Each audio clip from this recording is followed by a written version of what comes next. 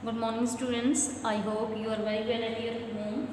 So we have discussed in previous class about the Panchayati Raj in rural areas. In that chapter we have discussed about the Panchayati Raj, क्या क्या include होता है पंचायती राज में, ठीक है। 3 tier system किसका idea था and कौन कौन से टायर हैं इसके, कौन कौन से लेवल्स हैं, ठीक है। पंचायती राज में ये भी हमने पढ़ा था, उसका क्या फ़ायदा है पंचायती राज का, फ़ायदा इंपॉर्टेंस क्या है ये भी हमने क्लियर किया था।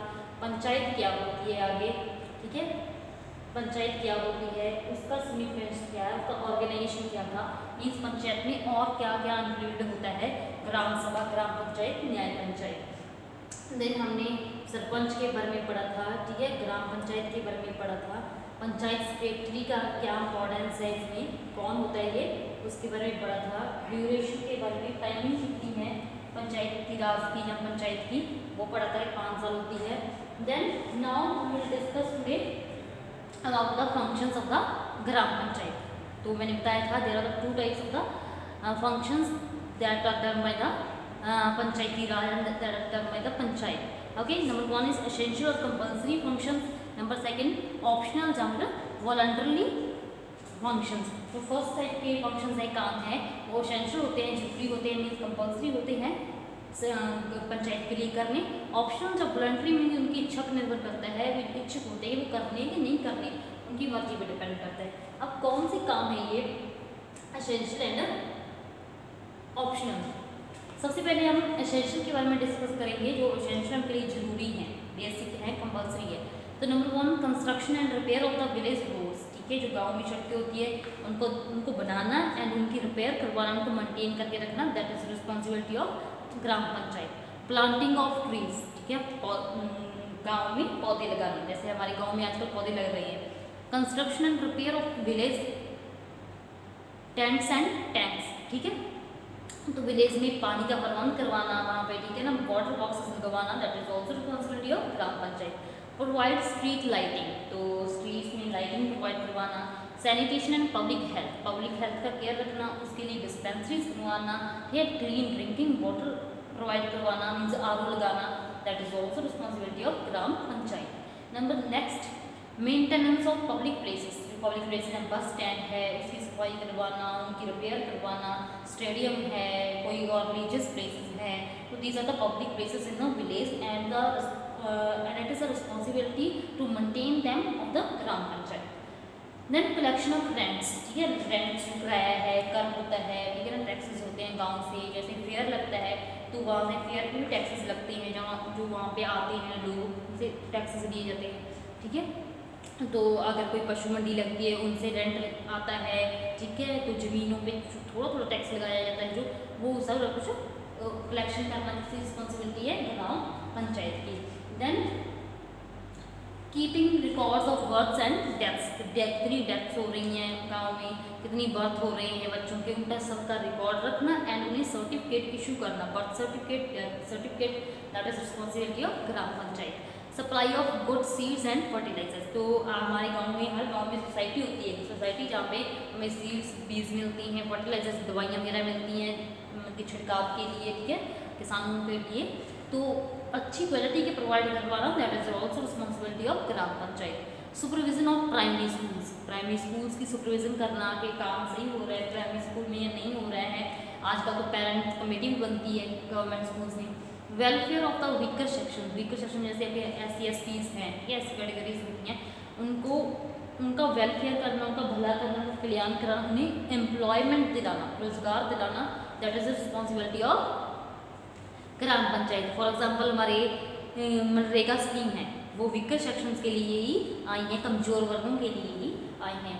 Supervision over the work of the government servants like patwari, chowkidar, हमारे गांव में चौकीदार होते हैं, पटवारी होते हैं, पटवारी आपको पता ही कौन सा ऑफिसर होता है, कैसा ऑफिसर होता है, जो हमारी जो ज़मीन है उसके रिकॉर्ड्स रखता है, ठीक है, गाँव में कौन सी फसल बीजी है, कितनी फसल हुई है, इन सबके रिकॉर्ड पटवारी रखता है, ठीक है। चौकीदार हमारी चौकी की, हमारे गाँव की रखवाली करता है, तो उनका काम कैसे चल रहा है उनको सुपरवाइज करना, उन पर निगरानी रखना, that is responsibility of gram panchayat.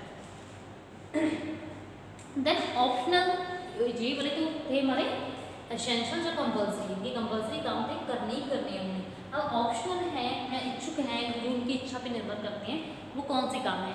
Management hospital for the cattle, ठीक है, पशुओं के लिए हॉस्पिटल बनवाना, उनको मैनेज करना, that is optional function of the gram panchayat. Management of village market, गांव में मंडी बनवाना, ठीक है। Opening and maintaining reading rooms and libraries, गांव में लाइब्रेरी बनाना, रीडिंग रूम बनाना, ठीक है। Holding the of village fair, गांव में मेले लगवाना, पशुओं के मेले लगवाना, ठीक है। कल्चरल मेले लगवाना, कल्चरल फेयर्स लगवाना। Management of child welfare centres, ठीक है, जैसे हमारे आंगनबाड़ी सेंटर्स हैं, वो बनवाना, उनकी रिपेयर करवाना या उनको मैनेज करना। Setting up of drinking water huts, तो पानी पीने के लिए जगह जगह पर हट्स बनाना, मीन्स हट्स के पॉइंट्स बनाना, यहाँ पे हमें ड्रिंकिंग वाटर अवेलेबल हो गाँव में। क्लियर?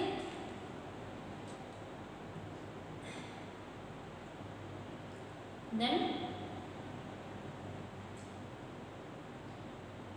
Sources of income. अब आप बोलेंगे कि मैम इतने सारे काम तो वो करती है, इन सब के लिए पैसे तो चाहिए ना, पानी के लिए, ड्रिंकिंग वाटर के लिए, या फिर हमारी स्ट्रीट लाइटिंग के लिए, इतने के लिए पैसा तो चाहिए नहीं ग्राम पंचायत को। तो कहाँ से आता है ग्राम पंचायत के पास पैसा? तो सबसे पहले taxes on the houses and shops. Taxes are the main sources of the income of the gram panchayat, ठीक है।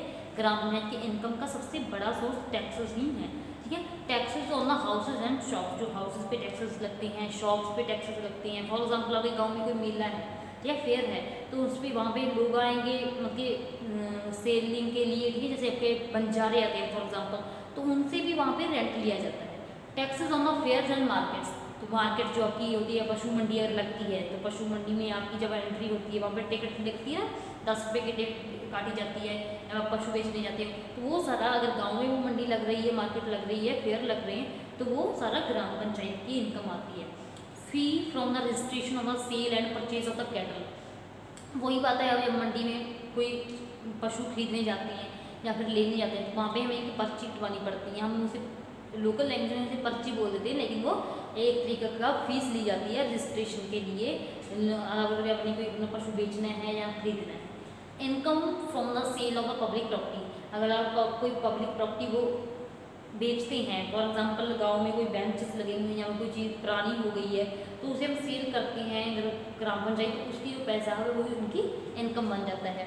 गवर्नमेंट ग्रांट्स, तो जो स्टेट गवर्नमेंट इन्हीं ग्रांट्स देती है, फंड देती है, that is also source of income of gram panchayat. Then now next and it is new topic for you, Nyaya Panchayat. न्याय पंचायत क्या है? इसके नेम से क्लियर है, जो न्याय करती है, लोगों के लिए न्याय करती है। देखिए आजकल जो बड़ा बड़ा प्रोसेस है, जो अदालतों के चक्कर काटने पड़ते हैं लोगों को, बहुत पैसा खर्च होता है एंड बहुत timely, it is time consuming process, ठीक है। तो उसके लिए क्या किया कि ग्राम पंचायत से अलग एक पंचायत बना ली लोगों ने, जिसका नाम है न्याय पंचायत। जो लोगों के छोटे छोटे झगड़े, हमारे गांव में झगड़े होते रहते हैं, उन्हें खत्म करने के लिए ये पंचायत यूज़ की जाती है, ठीक है।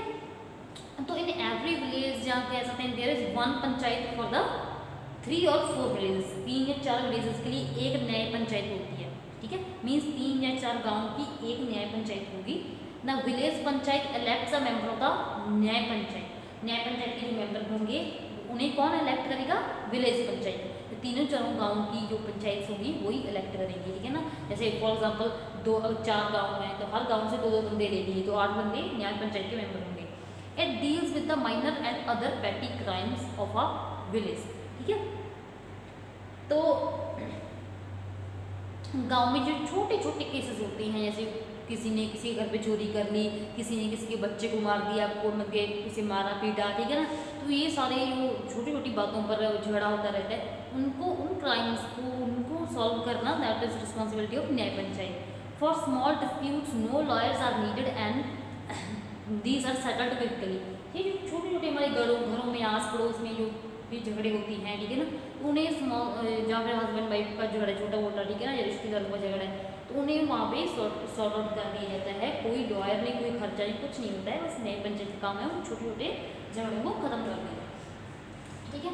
तो significance of panchayat, village panchayat, gram panchayat का फ़ायदा क्या है? क्या फ़ायदा है? सबसे पहले the help of the people in solving their own problems and reduce the burden of the government. इनसे दो फायदे होते हैं कि लोग अपनी प्रॉब्लम्स खुद ही सॉल्व कर लेते हैं एंड देन जो गवर्नमेंट का बर्डन है वो भी कम हो जाता है। ठीक है, क्यों? क्योंकि देखो अब जो इतने सारे आए दिन हमारे गाँव में 2-3 झगड़े तो होते रहते हैं। अगर वो पहले अदालत में जाएंगे, कोर्ट में जाएंगे, तो गवर्नमेंट का अदालतों को कितना काम बढ़ जाएगा, तो वो काम ही बढ़ जाएगा अगर न्याय पंचायत या ग्राम पंचायत वहीं पे सॉल्व कर देंगे काम। Okay, they are primary centres to promote education in cooperation and self help. देखो हम कहते हैं कि हमें एक दूसरे की हेल्प करनी चाहिए, ठीक है, कॉपरेट करके काम करना चाहिए। तो ये एक पहला स्कूल है ग्राम पंचायत जहाँ पे हम ये करना सीखते हैं। गांव में हम मिलकर रहते हैं, ठीक है, कोई नई चीज़ बनानी है तो हम ग्राम पंचायत का सपोर्ट करते हैं, कॉपरेट करते हैं।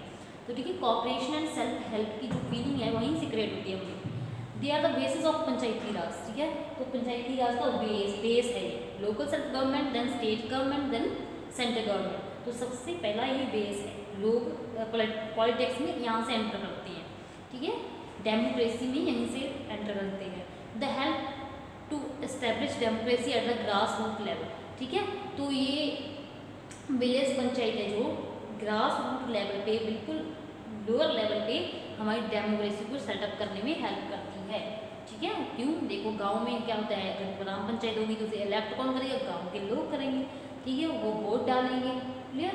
तो लोगों को भी यहाँ पे समझ आइए क्या है हमारी गवर्नमेंट का सेटअप, कैसे वो डिसीजन लेती है एंड वो डिसीजन मेकिंग में भी अपना पार्टिसिपेशन कर सकते हैं इसकी वजह से। Then relation of panchayat and state government. अब देखो जो पंचायत से वो लोकल गवर्नमेंट है, देन स्टेट गवर्नमेंट आती है ना, तो उनका दोनों का क्या रिलेशन है? क्या रिलेशन है? Panchayat are the under of the state government which make rules for them. ठीक है, तो आपको पता ही है जो पंचायत है, जो लोकल सेल्फ गवर्नमेंट है, ठीक है, पंचायत लोकल सेल्फ गवर्नमेंट ही है ना, वो स्टेट गवर्नमेंट के अंडर होती है। स्टेट गवर्नमेंट उनके लिए रूल्स बनाती हैं और ये रूल पंचायत को फॉलो करने पड़ते हैं। Then state government appoint panchayat inspectors to supervise and check their work. तो जो स्टेट गवर्नमेंट हमने आपको बताया भी था कि जो हमारी देखो अपने पंचायत सेक्रेटरी है वो कैसा एम्प्लॉई है, कैसा इंस्पेक्टर है, ये जो इनके वर्क को, डेली वर्क को या फिर रेगुलरली वर्क को इंस्पेक्ट करते हैं, ये उन्हें जांच करते हैं, उन पर सुपरवाइज करते हैं, उनकी निगरानी रखते हैं। ठीक है, the state election commission is responsible to conduct the elections of panchayat. ये पंचायत की इलेक्शंस कौन करवाता है, कौन हेल्प करता है इलेक्शंस को, वोट को, है ना, तो स्टेट इलेक्शन कमीशन है। ठीक है, एक यूनियन इलेक्शन कमीशन होता है, एक स्टेट इलेक्शन कमीशन होता है। जो नेशनल इलेक्शन कमीशन होता है या यूनियन इलेक्शन कमीशन होता है वो लोकसभा राज्यसभा की इलेक्शन करवाता है। जो स्टेट इलेक्शन कमीशन होता है वो पंचायत की इलेक्शन करवाता है। क्लियर? तो कौन ये क्वेश्चन बन सकता है, who is responsible to conduct the election of panchayat? तो state election commission is responsible to conduct the